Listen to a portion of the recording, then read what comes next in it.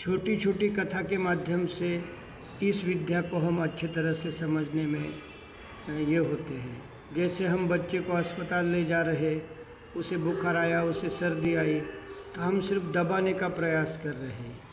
क्यों दबा रहे? तो अगर हम ये सही तरह से समझेंगे तो हमारी सेहत को अच्छा रखने में बड़ी मदद होगी। सुई को ढूंढना एक बड़ी अच्छी कथा है, क्योंकि एक महात्मा सुई घर में खोई रहती है और उसे प्रकाश में रोड पर ढूंढते हैं। तो वो हमें ये संदेश देते हैं कि सुख, आनंद, प्रेम, ज्ञान, शक्ति सभी हमारे अंतरात्मा में है, लेकिन हम उसको पैसे, खाना, बच्चे, प्रेम इसमें ढूंढ रहे हैं। इसी तरह 3 बाटी दाल की कथा बड़ी अच्छी है। 3 बाटी दाल बने, 2 बाटी दाल खाई और 1 बाटी दाल रह गई। उसे फ्रिज में रखना भूल गए। 2 दिन में जब गांव से आई तो खट्टे हो गई थी और उसको बास आ रही थी। मीन्स हमारा शरीर एसिडिक होता है और गैसेस भी होते हैं।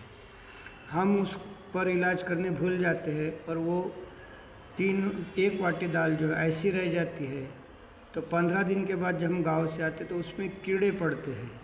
मान लो ये इसकी सोने की बाटी है, तो सीधा अर्थ है कि दाल को फेंक दो, बाटी को धो के रख दो। लेकिन हम क्या कर रहे हैं कि बाटी में दवा डाल रहे, वो कीड़े मर जाते हैं, फिर 3 महीने के बाद नए कीड़े पैदा होते हैं। यानी हमारे शरीर में जो कुछ बीमारियां होती है, हम उसे दबाते हैं तो उससे दूसरी बीमारियां आती है। अभी कीड़े मरते कि नहीं, तो इसका हमें उदाहरण BSC, DDT, TB इन रोगों से अच्छी तरह से समझ में आई है। इसी तरह हमें दमा कैसे होता है, कैंसर से कैसे बचे, ऐसे छोटी छोटी बातों से इन रोगों की निर्भयता करवाते हैं। और अंत में सीधा सा बात है कि हमारा 3 रूम का फ्लैट है, तो गटर के आउटलेट 4 रहेंगे, लेकिन बिल्डिंग के बाहर 1 ही नाली रहेगी। भगवान ने हमें जो शरीर दिया उसमें अनाज डालने को मुंह एक ही चीज़ है, लेकिन मैल निकालने को 4-4 रास्ते हैं। मल, मूत्र, पसीना और सर्दी। तो हम अपने शरीर को साफ रखें और आप बीमारियों से दूर रहें।